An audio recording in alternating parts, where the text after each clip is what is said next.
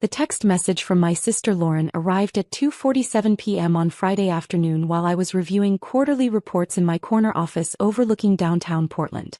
The message was characteristically direct and brutal in the way only siblings can manage. Don't come to Mom's 60th birthday party tomorrow. You'll ruin the photos and the whole aesthetic I've worked so hard to create. This is supposed to be elegant and sophisticated, not a charity case gathering. Hope you understand. I stared at the message for a moment, sitting in my ergonomic chair surrounded by the floor-to-ceiling windows that offered a panoramic view of the city skyline. The irony wasn't lost on me, but it wasn't surprising either. For the past 5 years since I'd left my corporate consulting job to start what my family called playing with nonprofits, I'd been systematically excluded from major family events. I typed back a simple response, understood. Lauren had been planning Mom's 60th birthday celebration for 3 months, treating it like a social media campaign designed to showcase her event planning skills and our family's supposed success. She'd chosen the ballroom at the Riverside Hotel, hired a string quartet, arranged for professional photography, and created a guest list that read like a who's who of Portland's social elite. And apparently I didn't fit the image she wanted to project. This wasn't entirely surprising. Ever since I'd founded what Lauren dismissively called some little charity thing, I'd been treated like the family member who'd lost their way. My modest apartment, 10-year-old Subaru, and preference for thrift store clothes had become sources of family embarrassment rather than personal choices. What my family didn't understand, what I'd stopped trying to explain 3 years ago, was that Cascade Foundation wasn't some little charity thing. It was a $340 million philanthropic organization that had distributed grants to over 2,000 nonprofits across the Pacific Northwest, funded educational programs serving 50,000 low-income students annually, and established healthcare clinics in 12 underserved communities.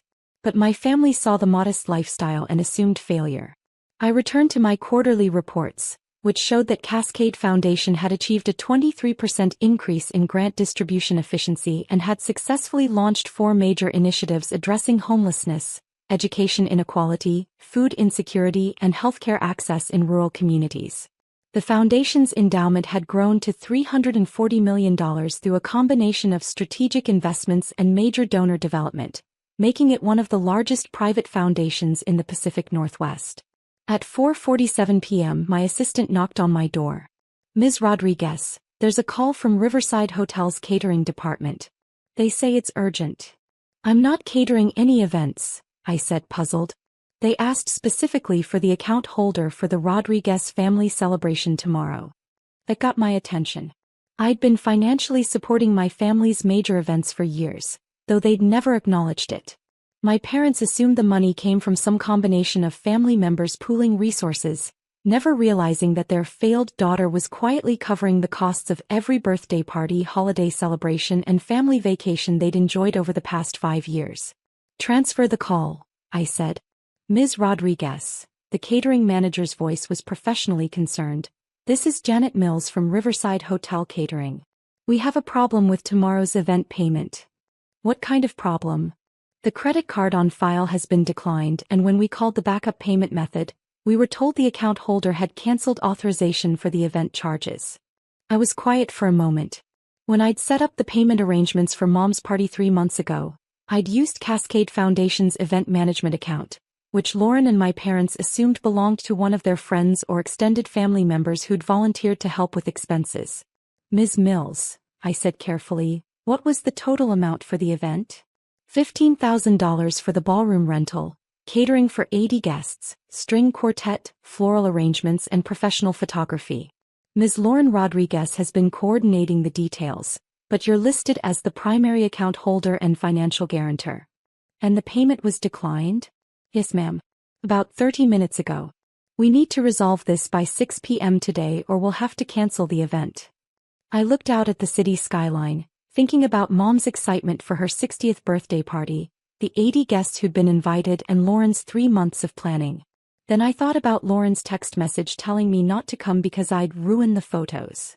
"Ms. Mills, please cancel all payment authorizations for the Rodriguez family event." "Cancel the authorizations?" "Yes.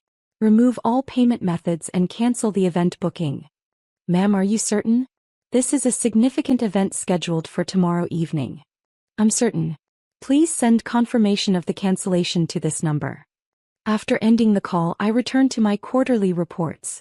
Cascade Foundation had a board meeting next week where we'd be approving $2.8 million in new grants for homeless services, educational programs, and rural healthcare initiatives. The work was demanding but fulfilling in ways my family had never understood. At 5:23 p.m., my phone started buzzing with calls from Lauren. I let them go to voicemail. At 5:31 p.m., Lauren called again. Then again at 5:34 p.m. At 5:38 p.m. she left her first voicemail. Call me back immediately. There's some kind of problem with Mom's party payment. At 5:42 p.m. the second voicemail. This isn't funny. The caterer says the payment was cancelled.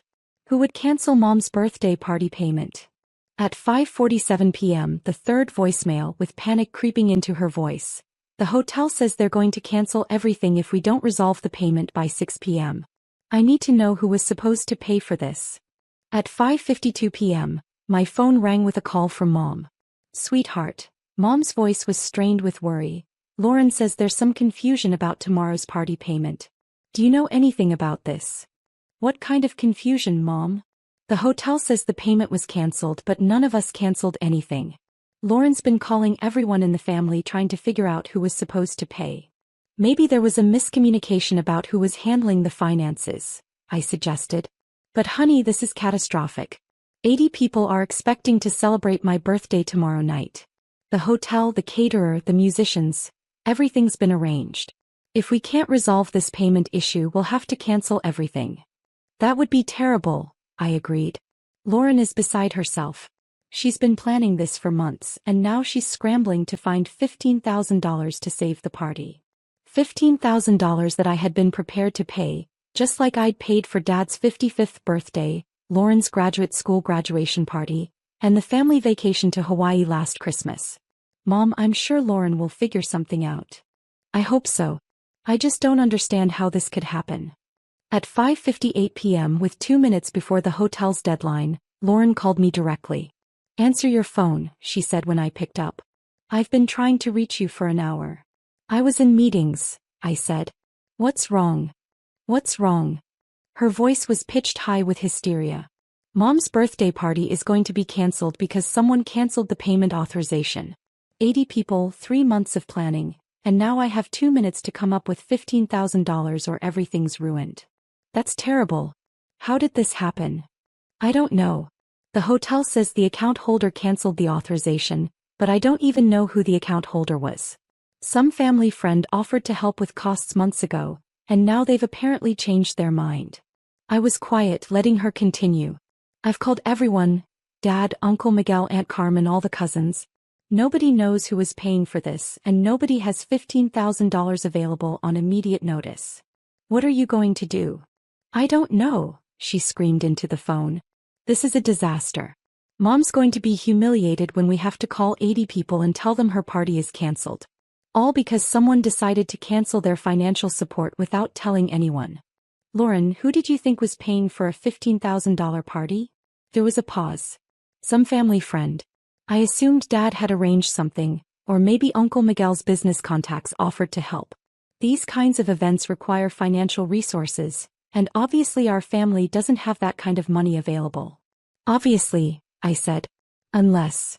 Lauren's voice trailed off as a thought occurred to her. Unless what? Unless you know something about this payment situation.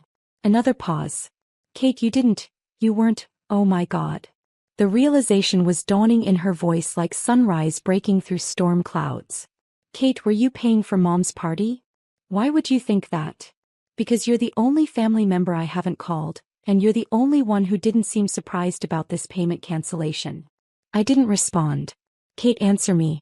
Were you the account holder who cancelled the payment authorization? Lauren, you told me not to come to the party because I'd ruin the photos and the aesthetic. Oh my God. Her voice came out as a whisper. Oh my God, you were paying for everything. I was. But how? You work for some nonprofit. You live in that tiny apartment. You drive a car that's older than my college degree. I work for Cascade Foundation. Right, some little charity. She stopped mid-sentence. Wait. Cascade Foundation? Yes. Kate, Cascade Foundation is. I've seen their name on buildings around the city. They fund major programs. Yes. You work for them? I founded them. I'm the executive director and president of the board. The silence on Lauren's end stretched for nearly 30 seconds. Kate, Cascade Foundation has hundreds of millions of dollars. $340 million in endowment assets, yes. And you run it? I founded it 5 years ago when I left corporate consulting. We've distributed over $50 million in grants to date. But you said you worked for a nonprofit. You never said you ran a major foundation. I tried to tell you about Cascade Foundation. Every time I mentioned our grant programs or community initiatives, someone said I was playing with charity work, or wasting my business education on do-gooder nonsense. But Kate, if you run a $340 million foundation, why do you live so modestly? Because I believe in using resources to solve problems rather than displaying wealth. Every dollar I spend on luxury items is a dollar not going to programs that feed hungry families or provide healthcare to people who can't afford it. Lauren was quiet for a long moment. Kate, you've been paying for our family events for years, haven't you? Dad's birthday party, your graduation celebration, the family vacation, Christmas dinners at the restaurant. Yes. While we treated you like the unsuccessful family member. While you focused on appearances and assumed that modest living meant financial failure. Kate, I'm so sorry. I had no idea. You had no idea because you never asked. You saw my apartment and my car and my clothes and decided I was struggling financially. But why didn't you correct us? I thought about how to answer that question while looking out at the city skyline, where several buildings bore plaques acknowledging Cascade Foundation grants for community programs. Because I wanted to know that my family loved and accepted me regardless of my bank account, I said. If I'd led with, I run a $340 million foundation, would your affection have been genuine or motivated by financial interest? Kate, we've been horrible to you. You've been focused on appearances and conventional markers of success. That's different from being horrible. No, it's not different. I literally told you not to come to Mom's birthday party because you'd ruin the aesthetic. Yes, you did. While you were paying for the entire party. Yes, I was. Lauren started crying. Kate, what can I do? How can I fix this? What do you want to fix? Everything. Our treatment of you, Mom's party, the way we've dismissed your work. I looked at my watch. 6:04 p.m. The hotel's payment deadline had passed. Lauren, the payment deadline has passed. Mom's party has been cancelled. Would you consider reinstating the payment? I know I don't deserve it, but Mom doesn't deserve to suffer because of my behavior. What would change if I reinstated the payment? What do you mean? I mean, would anything actually change about how the family treats me, or would everyone just be more careful about their criticism until the next time they needed financial support? Lauren was quiet for a long time. Kate, I can't promise that everyone will change immediately. But I can promise that I understand now how badly we've misjudged you. And Mom's party? Mom's party should include you. Not because you're paying for it, but because you're Mom's daughter and you should be celebrating with us. Even if I ruin the aesthetic? Especially if you ruin the aesthetic. I've been more concerned about Instagram photos than about family relationships. I made a decision. Lauren, call the hotel. Tell them the payment authorization has been reinstated. Really? Yes. But I want to make something clear. Anything. This is the last family event I'll pay for without acknowledgement. If the family wants me to continue supporting these celebrations, then the family needs to acknowledge that support and include me in the planning. Absolutely. Kate, can I ask you something else? What? Would you be willing to help me understand what you actually do at Cascade Foundation? I want to know about your work, not because you're paying for things, but because I realized I don't know anything about my sister's career. I'd like that. The next evening, I attended Mom's 60th birthday party at the Riverside Hotel ballroom. I wore a simple black dress from my closet and arrived in my 10-year-old Subaru, just like always. But for the first time in years, Lauren introduced me to guests as my sister Kate, who runs Cascade Foundation and does incredible work in our community. During the toasts, Dad raised his glass and said, "To my wife of 40 years who taught our children the importance of giving back to others. And special thanks to our daughter Kate, whose generosity made tonight possible." It wasn't perfect and I knew that changing family dynamics would take time. But it was a start. After the party, as we stood in the hotel parking lot saying goodbye to guests, Mom pulled me aside. "Kate, Lauren told me about Cascade Foundation. About what you've built and what you do. I should have explained it better years ago." "No, honey. We should have asked better questions and listened more carefully to your answers. Mom, I'm just glad we can move forward.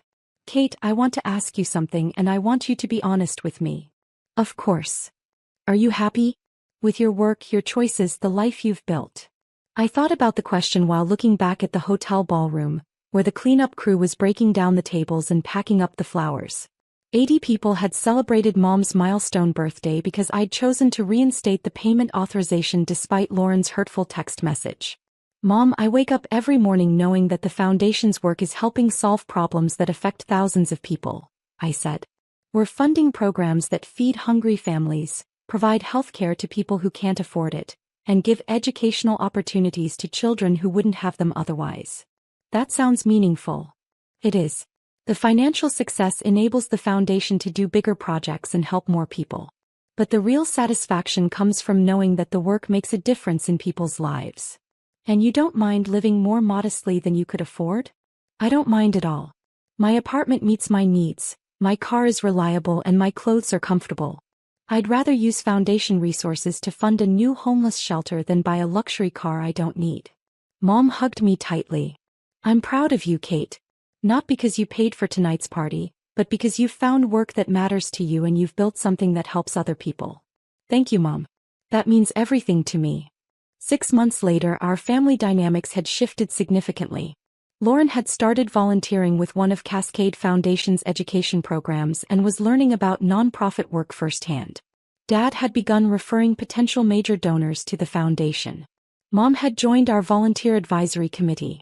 Most importantly, when planning family events, I was included from the beginning, not as the anonymous financial backer, but as a family member whose presence was wanted and whose input was valued. At Easter dinner that spring, Lauren raised her wine glass for a toast. "To family," she said, "and to learning that the most important contributions aren't always the most visible ones." "To Kate," Dad added, "who taught us that success comes in many different forms." As we clinked glasses, I reflected on how much had changed since that Friday afternoon text message telling me not to come to Mom's party. Sometimes families need to learn the hard way that the quietest member might be the one holding everything together. And sometimes, if you're patient enough and committed enough, they eventually figure out that the person they've been dismissing is actually the person making their celebrations possible. The most meaningful recognition doesn't come from foundation boards or community awards. It comes from families who finally understand that love and support should never depend on appearances or conventional measures of success. And it comes from knowing that your work, whether visible or invisible, makes a difference in the lives of people who matter to you. A year later, when we planned Mom's 61st birthday party, Lauren and I worked together on every detail.